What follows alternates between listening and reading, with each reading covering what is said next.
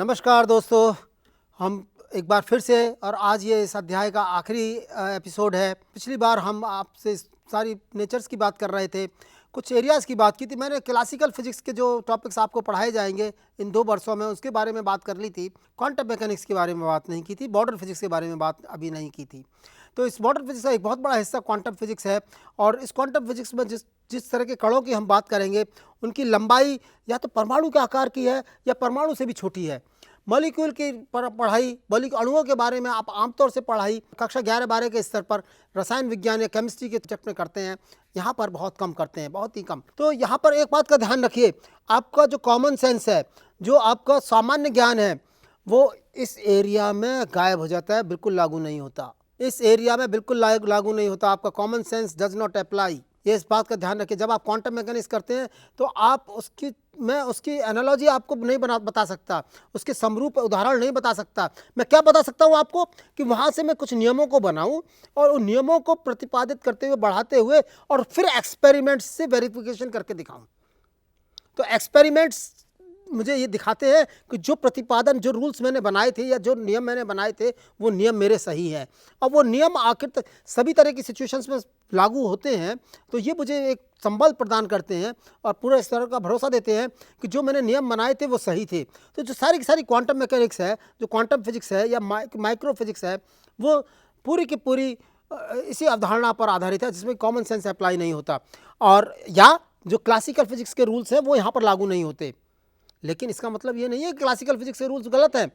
एक तरह से क्वांटम मैकेनिक्स के रूल्स क्लासिकल फिजिक्स को आगे चलकर आप देखेंगे कि उसके सम्मत हो जाते हैं। मतलब क्वांटम मैकेनिक्स के जो रूल्स हम बनाते हैं और उसमें ऑर्डर को चेंज कर दें, उसकी वस्तुओं को बड़ा साइज कर दें, तो हमें रिजल्ट क्लासिकल मैकेनिक्स के ही मिलने लग जाते हैं, चाहे वो भले थ्योरी ऑफ रिलेटिविटी हो, चाहे थ्योरी ऑफ रिलेटिविटी हालांकि क्वांटम मैकेनिक्स में नहीं आता, but that is again A area. वो भी एक ऐसा एरिया है जहाँ पर कि आपका कॉमन सेंस अप्लाई नहीं होता, जहाँ पर कॉमन सेंस लागू नहीं होता। तो इस तरह के हम चीज़ें देखेंगे, जैसे परमाणु का मॉडल है, नाभिक का मॉडल है, क्वार्क्स का मॉडल है। नाभिक के अंदर जो कण हैं, नाभिक के अंदर जो कण है जिनको के बारे में बता रहा था कि बोसॉन्स हैं, और क्योस है, चार्म पार्टिकल है, ट्रुथ है, ब्यूटी है, उन सबको मिलाकर के क्वार्क्स कहते हैं। तो जो क्वार्क मॉडल की जिसकी बात कर रहे थे हम, तो ये सब क्वांटम मैकेनिक्स के ही हिस्से हैं। और आजकल तो हम क्वार्क मॉडल क्या प्रियॉन मॉडल की भी बात करते हैं, जो कि क्वार्क के भी हिस्से हैं। कोई मैटर है, matter is made up of molecules, molecules are made up of atoms. अणु परमाणुओं से मिलकर के बने हैं। परमाणु में नाभिक इलेक्ट्रॉन है, नाभिक के अंदर न्यूक्लियन है जिनको कि प्रोटॉन और न्यूट्रॉन है। प्रोटॉन और न्यूट्रॉन के अंदर, प्रोटॉन और न्यूट्रॉन किससे मिलकर के बने हैं? क्वार्क से। क्वार्क किससे मिलकर के बने हैं? प्रियॉन से। लेकिन एक बात ध्यान रखिएगा, कभी इलेक्ट्रॉन के अंदर कोई और क्वार्क है ऐसा मत सोच लीजिएगा। इलेक्ट्रॉन अभी भी फंडामेंटल पार्टिकल है। हो सकता है कि आगे आने वाले 7 वर्षों में हमें मालूम पड़े कि इलेक्ट्रॉन भी किसी और चीज़ से मिलकर के बना है। पर अभी तक आपने पढ़ा होगा कि प्रोटॉन और न्यूट्रॉन फंडामेंटल पार्टिकल है, मूल कण है। नहीं, अब नहीं है। समय के हिसाब से हमने देखा कि वो क्वार्क से मिलकर के बने हैं। अभी दूसरी अवधारणा है कि ये क्वार्क भी प्रियॉन से मिलकर बने हैं। कोई बात नहीं, आगे आने वाले बरस बताएंगे कि किस तरह से ये देखिए विकास कैसे हो रहा है, कैसे मालूम पड़ रहा है। इसके बारे में मैं अभी आप थोड़ी देर बाद में आपसे चर्चा करूंगा। आज आखिरी एपिसोड है तो इसमें चर्चा करूंगा मैं आपसे पूरी तरह से। और अब आप समझने का प्रयास कीजिए कि भौतिकी की राशियाँ जो नंबर्स हैं, इन नंबर्स के साथ क्या चक्कर, क्या खेल है इन नंबर्स का। इन नंबर्स के साथ खेलेंगे हम, देखते हैं। अभी देखिए भौतिक राशियों में हम बेसिकली 3 या 4 राशियों की बात यहाँ पर करते हैं। बहुत सारी राशियाँ हैं। मेरा जो बेसिक उद्देश्य है, अगले अध्याय में आप और अच्छी तरह से पढ़ेंगे, जो कि यूनिट्स एंड मेजरमेंट का है उसमें। लेकिन लंबाई के देखें, लंबाई है, समय है, द्रव्यमान है, तो इनके परास क्या है, इनके परिसर क्या हैं। देखिए एक बड़ी ब्यूटी निकल के आती है, बहुत ब्यूटीफुल ब्यूटी। मैं नंबर्स को बोलता हूँ, उसके बाद में आपको मालूम पड़ेगा क्या ब्यूटी है नेचर में। Nature is really beautiful. प्रकृति बहुत सुंदर है। इस प्रकृति ने हमें बहुत कुछ सीखने का मौका दिया है। इस प्रकृति की देखिए लंबाई अगर देखें तो प्रोटॉन की लंबाई, इलेक्ट्रॉन की लंबाई की बात मत कर दीजिएगा, इलेक्ट्रॉन की साइज की बात मत कर दीजिएगा, क्योंकि वो फंडामेंटल पार्टिकल है, उसके हमें नहीं मालूम है। उसके बारे में जो हम रेडियस की बात करते हैं वो दूसरे एक्सपेरिमेंटल वैल्यूज़ हैं, वो दूसरी तरह की वैल्यूज़ हैं जो कि उसकी एनर्जी को रूप देती है, ना कि उसके साइज़ को, आकार को। तो उसके इलेक्ट्रॉन की रेडियस की कभी बात मत कर दीजिएगा अभी तक। हो सकता है कि आगे आने वाले 20 वर्षों में मालूम पड़ जाए, पर अभी नहीं है। विकास हो रहा है भौतिकी का, सारी चीज़ों में रिसर्च हो रही है। तो लंबाइयाँ जो है जैसे प्रोटॉन या न्यूट्रॉन की लंबाई सब अभी है, क्वार्क्स को फ्री स्टेट में नहीं पाया जाता, इसलिए मैं क्वार्क्स की लंबाई की बात नहीं कर रहा हूँ।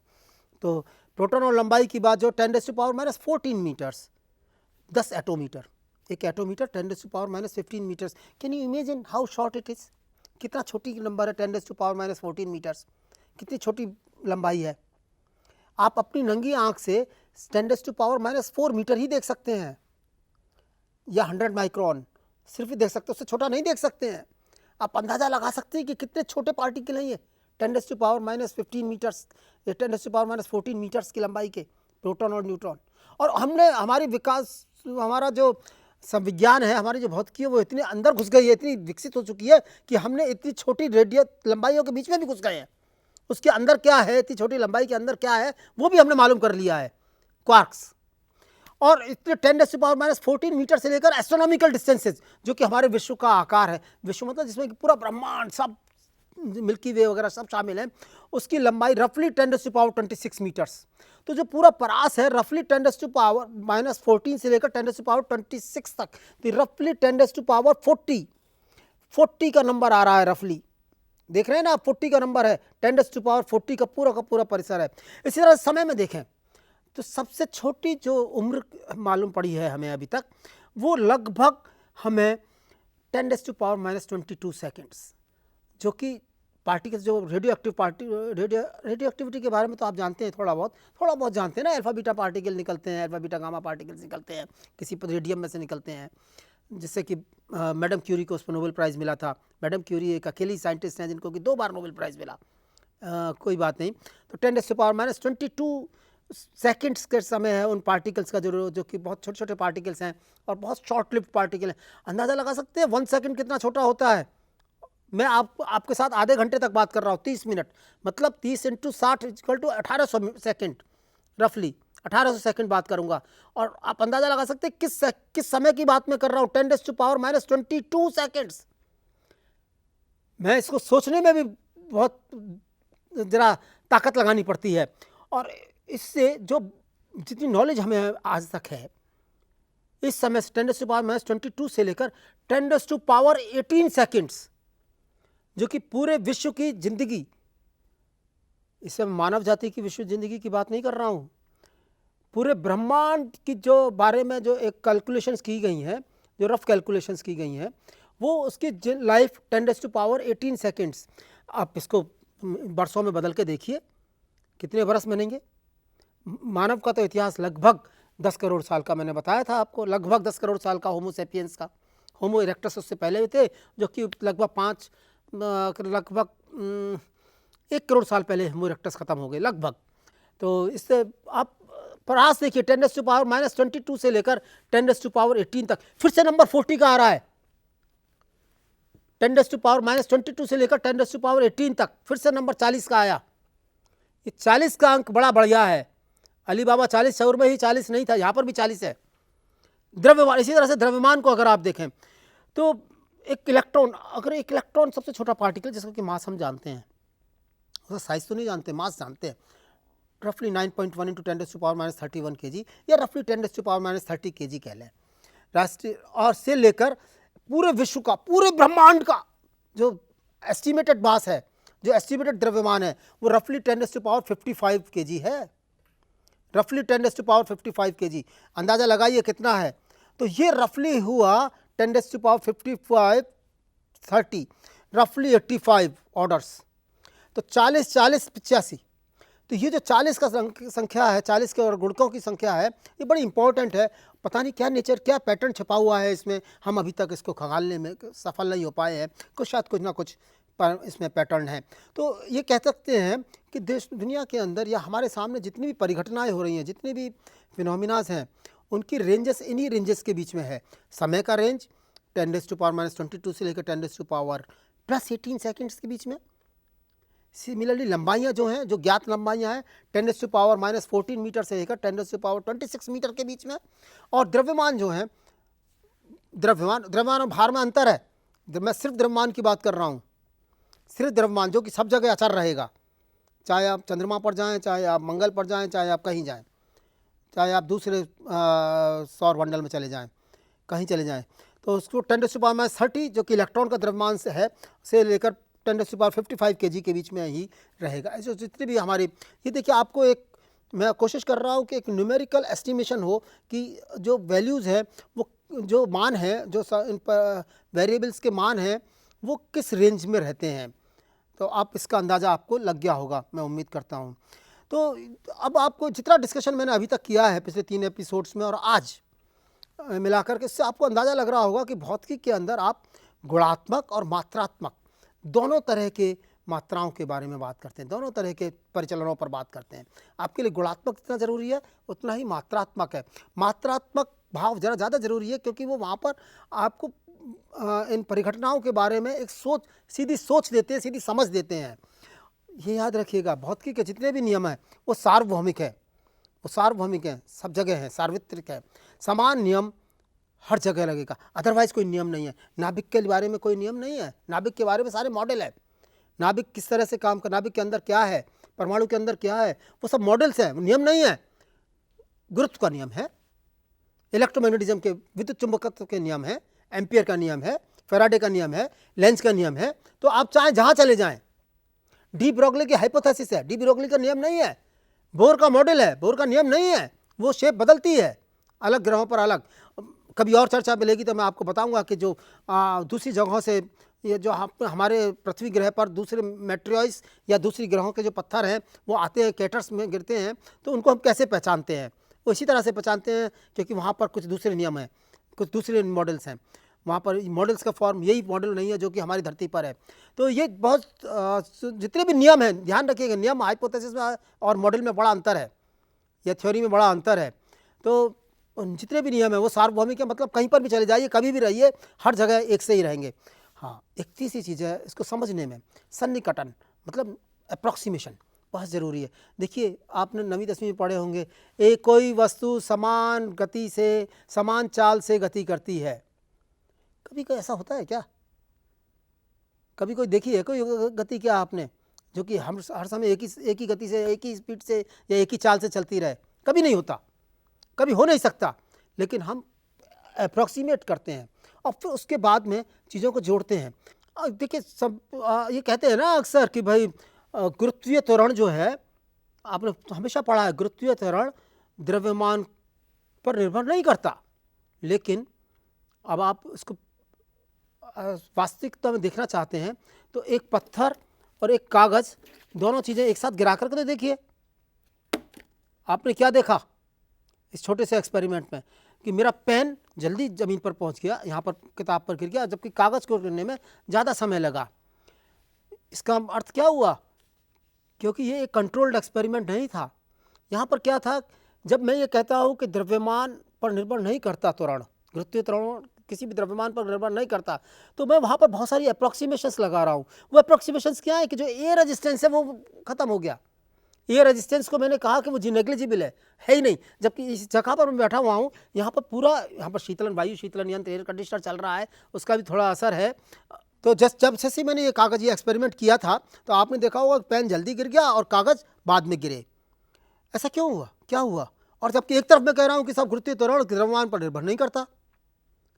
यहाँ जहाँ हम बैठे हुए हैं, जहाँ आप बैठे हुए हैं, वहाँ पर एटमॉस्फेयर है, वातावरण है, उस वातावरण के बजाय एयर है, हवा है, हम उसको एकदम से महसूस करना भी कर पा रहे हों, लेकिन जिसका ये जो एयर रेजिस्टेंस है भारी वस्तुओं पर कम काम कर पाता है, कम प्रभावित तो कर पाता है, और हल्की वस्तुओं को ज़्यादा प्रभावित कर पाता है। आप जरा इसी एक्सपेरिमेंट को दोबारा से करके देखिएगा। देखिए मैं एक इसी एक्सपेरिमेंट को इस तरह से करता हूँ। देखिए कागज़ वही है, पेन वही है, कागज़ वही है, पेन वही है। अब मैं इसको गिराता हूँ, दोनों वस्तुएं एक साथ गिरी, आप देख लिया होगा। यहाँ पर क्या हुआ कि जो एयर रेजिस्टेंस था, जो वायु का प्रतिरोध था, उसको मैंने ख़त्म कर दिया कागज़ के ऊपर वजन डाल के। आप इस एक्सपेरिमेंट को एक बार और तरीके से भी कर सकते हैं। देखिए हम करके दिखाते हैं आपको। मैंने इसको गुड़मुड़ी कर दिया बिल्कुल, जिससे कि इसका एरिया बहुत कम हो जाए। अब मैं गिराता हूँ, देखिए दोनों एक साथ गिरे। हुआ क्या कि जब मैंने इसको कागज़ को गुड़मुड़ी बना दिया, छोटा कर दिया, तो इसका एरिया कम हो गया और एयर रेजिस्टेंस का प्रभाव मैंने नेग्लिजिबल कर दिया, कम कर दिया। तो आपने देखा कि किस तरह से मैंने अप्रॉक्सीमेशंस करते करते एक नियम का प्रतिपादन किया। वो नियम क्या था? नियम क्या है कि गुरुत्वीय त्वरण द्रव्यमान पर निर्भर नहीं करता। ये प्रोसेस फिजिक्स के लॉज को निकालने का प्रतिपादन के लिए बहुत इंपॉर्टेंट है। और फिजिक्स में जितने भी नियम आप पढ़ेंगे, सब जितने भी एक्सपेरिमेंट करेंगे या जितने भी फिलोसफीज आप पढ़ेंगे, वो उसमें सन्निकटन या निर्भर या ये जो अप्रॉक्सीमेशन है वो उसमें समाहित है।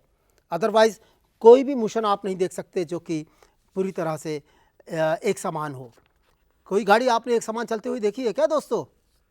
आप जब सवाल करते हैं या कोई भी प्रश्न करते हैं यांत्रिकी का, तो आप ये मान कर चलते हैं कि एक समान चली है। v = u + at आप सूत्र लगाते हैं या दूसरे सूत्र लगाते हैं तो हमेशा a को कांस्टेंट मान लेते हैं, तो कभी हो नहीं सकता। तो ये सब सन्निकटन के उदाहरण हैं। भौतिकी, प्रौद्योगिकी और समाज। देखिए, कोई भी अवधारणा आगे नहीं चल सकती अगर वो समाज से जुड़ी हुई ना हो। मैंने बीच में बहुत सारे एग्जाम्पल्स लेने की कोशिश की, बहुत सारे उदाहरण मैंने लिए जो कि वारशिप से जुड़े हुए थे, जो कि मेडिकल साइंस से जुड़े हुए थे, हमारे रोज़मर्रा की ज़िंदगी से जुड़े हुए थे। इस पर थोड़ा सा और ध्यान दीजिए। आपने सबने इलेक्ट्रॉन माइक्रोस्कोप का नाम सुना होगा। हमने इलेक्ट्रॉन माइक्रोस्कोप बनाया डी ब्रोगली हाइपोथेसिस को मानते हुए।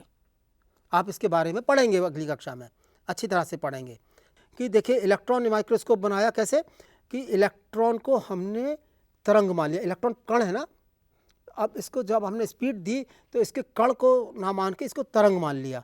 और जब ये इलेक्ट्रॉन की तरंग किसी पार्टिकल पर गिरती है, वहाँ पर गिरती है, तो उस पार्टिकल के गुणों को निकालती है। जैसे कि उसी तरह से जिस तरह से कि आप मेरी शर्ट का रंग हरा देख रहे हैं।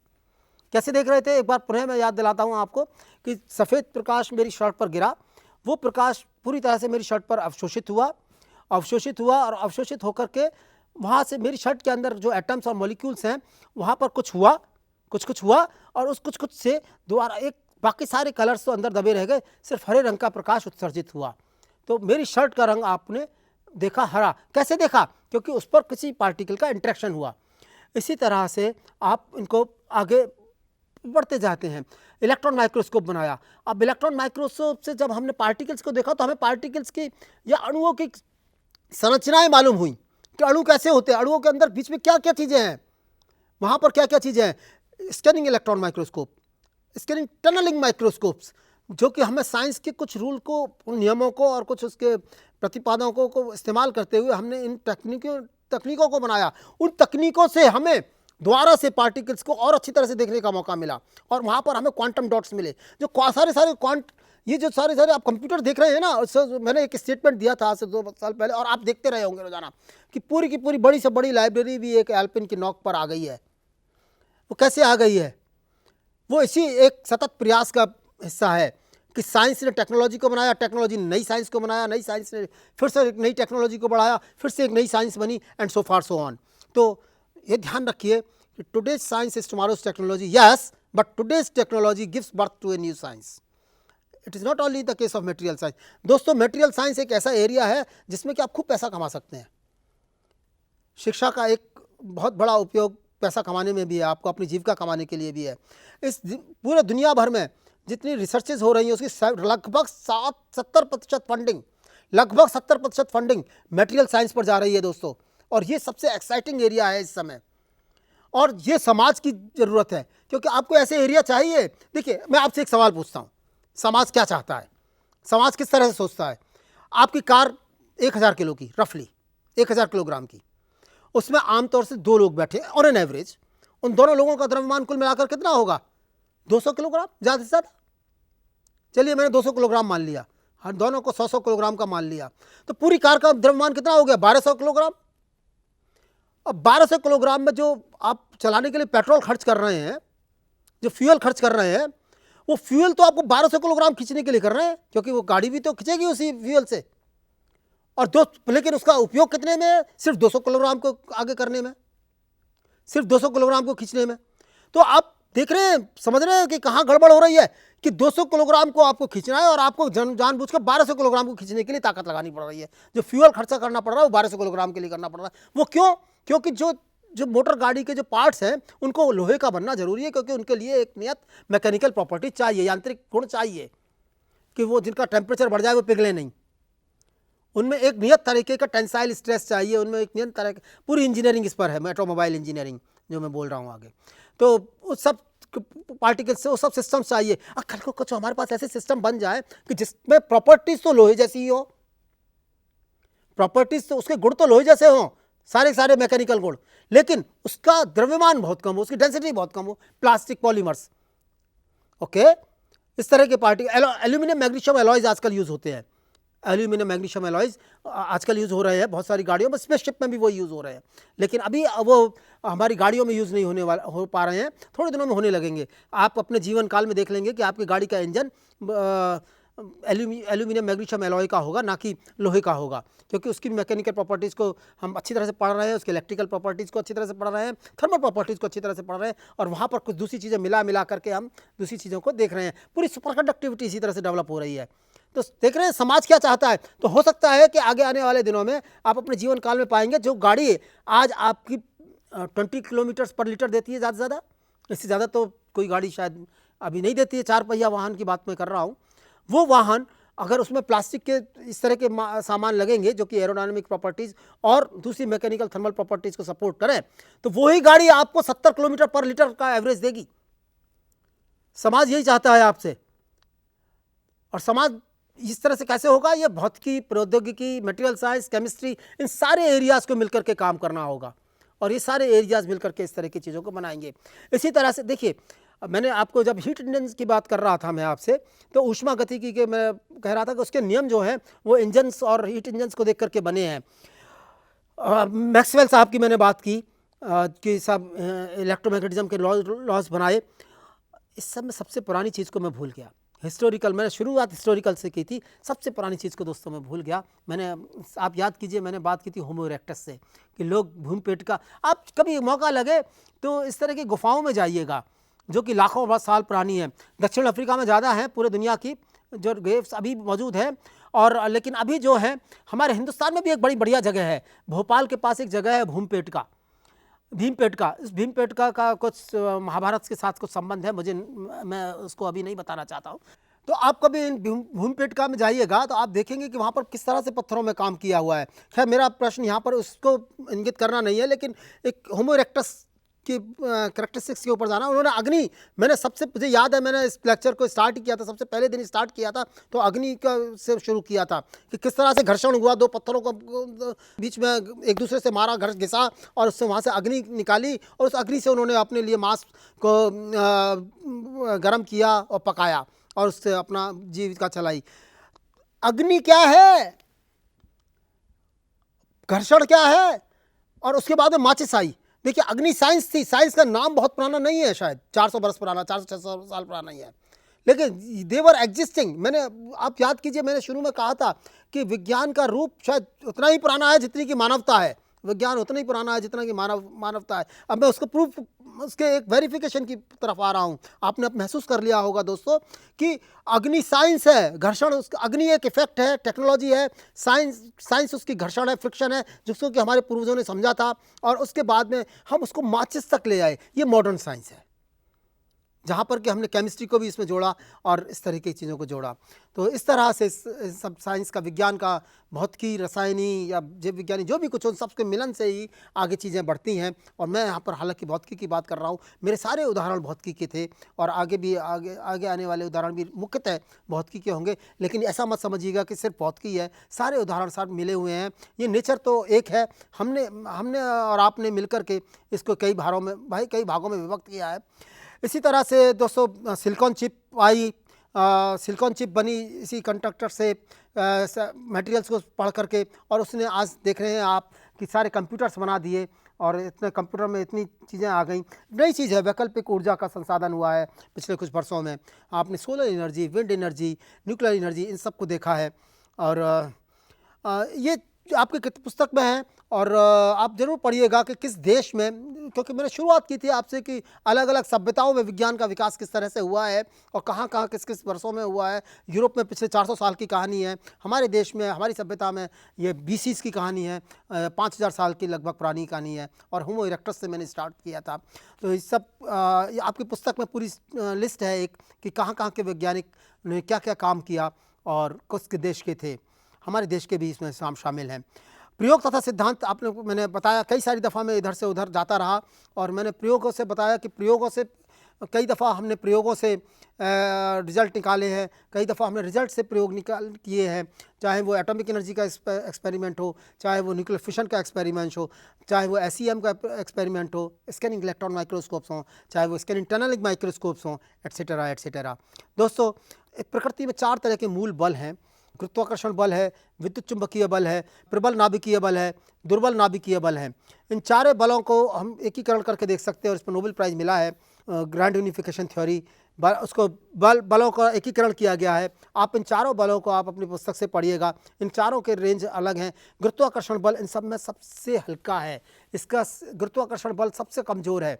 सबसे ज़्यादा परमाणु बल है प्रबल परमाणु बल, जिसको कि अगर हम एक माने तो विद्युत चुंबकीय बल 10⁻⁻2 हैं।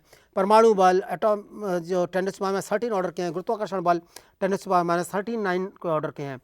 तो दोस्तों, इस तरीके से हम आगे बढ़े हैं और इस तरह से ये सब विषय आगे बढ़ा है। उम्मीद है आपको यह अध्याय सही लगा होगा, अच्छा लगा होगा, मज़ा आया होगा। धन्यवाद। दोस्तों, एक चीज़ का और ध्यान रखिएगा हमेशा कि जितने भी भौतिकी के नियम हैं ये सब चलायमान हैं। आज सही है, आज कुछ जिस रूप में आप देख रहे हो सकता है आगे आने वाले 500 बरस के बाद या 50 बरस के बाद भी आपको उनको इस तरह से ना देखें। सारे के सारे एक्सपेरिमेंट पर आधारित हैं। आप ध्यान दीजिए कि 400 बरस पहले तक माना जाता या 200 बरस पहले तक भी माना जाता था कि द्रव्यमान उसका अस्थिर रहता है। किसी वस्तु का द्रव्यमान अस्थिर रहता है, द्रव्यमान को किसी और रूप में नहीं देखा जा सकता। लेकिन पिछले कुछ न्यूक्लियर फिशन और न्यूक्लियर फ्यूजन और थर्मोन्यूक्लियर फ्यूजन के एक्सपेरिमेंट्स ने हमें दिखाया कि द्रव्यमान को ऊर्जा में परिवर्तित कर सकते हैं। तो द्रव्यमान अस्थिर नहीं रहा, द्रव्यमान, ये नियम बदला, फिजिक्स का नियम बदला पिछले 200-150 साल में कि द्रव्यमान स्थिर नहीं रह सकता, द्रव्यमान चलायमान, द्रव्यमान गतिशील है, द्रव्यमान को दूसरी शोध में लिया जा सकता है। जितने भी नियम हैं दोस्तों, जितने भी नियम हैं वो सारे के सारे प्रोविजनल है, सारे के सारे नियम प्रोविजनल हैं। किस कसौटी पर प्रोविजनल है? जब तक कि एक्सपेरिमेंट उनको सत्यापित करते हैं। एक बात और ध्यान कीजिए, जितने भी नियम हैं सब एम्पेरिकली इवॉल्व हैं, इनको प्रूव नहीं कर सकते आप इनको सिर्फ सत्यापित कर सकते हैं। इसीलिए वेरिफिकेशन का लॉज का, साइंस में लॉज का वेरिफिकेशन होता है, साइंस में लॉज का प्रूफ नहीं हो सकता। Proof of laws in science, इस वाक्य का कोई अर्थ ही नहीं है। जो सबसे बेसिक नियम जो आज तक माना जाता है वो दोस्तों ऊर्जा का संरक्षण माना जाता है कि ऊर्जा संरक्षित रहती है। ऊर्जा ना क्रिएट की जा सकती है ना डिस्ट्रॉय की जा सकती है, सिर्फ उसका रूप बदला जा सकता है एक फॉर्म से दूसरे फॉर्म में। ये भी नियम हो सकता है कि कल को कोई ऐसा एक्सपेरिमेंट डेवलप हो जो कि ये कहे कि साहब नहीं, ये भी कोई ज़रूरी नहीं है। जब मैं ऊर्जा कह रहा हूँ तो इसमें द्रव्यमान सम्मिलित है, ऊर्जा द्रव्यमान सम्मिलित है। ऊर्जा द्रव्यमान में बदल सकती है स्टैंडर्ड मॉडल के हिसाब से, और द्रव्यमान ऊर्जा में बदलता है, ये तो हमने देखा है। ऊर्जा द्रव्यमान में बदल सकती है, जो कि हमारे ग्रैंड यूनिफिकेशन थ्योरी या जो एक्सपेरिमेंट जिनीवा का है, जिसमें कि हम गॉड पार्टिकल ढूंढ रहे हैं, हिग्स बोसॉन ढूंढ रहे हैं, जो कि गॉड पार्टिकल तो नहीं है, definitely it will be a good particle, उसको ढूंढने की कोशिश कर रहे हैं। तो इस सब से थोड़ी फिजिक्स बदलेगी। और अगर ये एक्सपेरिमेंट फेल हुआ तो भी डरने की कोई ज़रूरत नहीं है। We have another model with us called string theory. तो हमारे सारे एक्सपेरिमेंट फिर स्ट्रिंग थ्योरी पर आधारित होंगे। इसके बाद में लेकिन ऐसा भी मत सोचिएगा, एक ग्रुप का सोचना है कि अगर ये एक्सपेरिमेंट सक्सेसफुल हुआ तो व्हाट नेक्स्ट, ऐसा भी नहीं है। बहुत सारे, जब हम ये एक्सपेरिमेंट सफल हो जाएगा और हम हिग्स बोसॉन को खोज लेंगे और हम लोग किस तरह से एग्जिस्टेंस में आए, मैटर किस तरह से बना, ग्रह किस तरह से बने, इसकी प्रक्रिया को समझ लेंगे, उसके बाद भी फिर करने को बहुत कुछ बाकी होगा। क्योंकि ध्यान रखिए, हर ज्ञान की बूंद हमें दर्शाती है कि अज्ञान का अभी सागर और बचा है। धन्यवाद दोस्तों, बहुत बहुत धन्यवाद।